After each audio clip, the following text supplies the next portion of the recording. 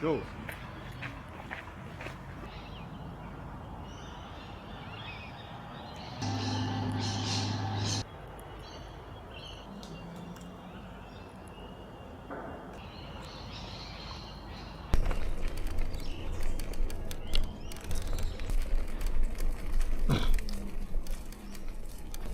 随着阳光走。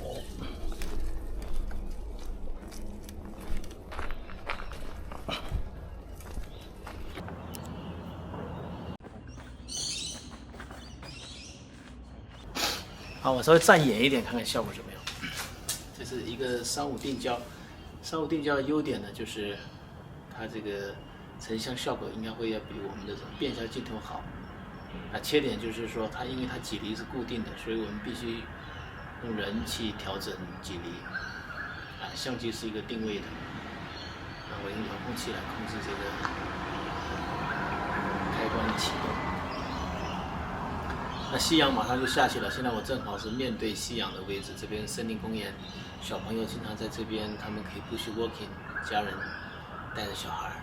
但今天因为是星期二，然后呢，现在天也，因为现在冬天了，天黑的也快，所以现在基本上这边没人了，就我一个人在这里，一会儿天就下山了。那我拍完这段 vlog 我就也回去了。我主要是想测试一下这个拍摄的效果怎么样。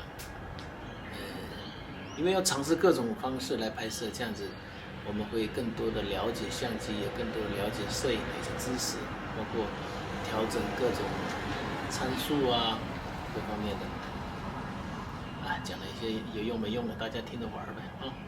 好，大家好，先聊到这里，再见。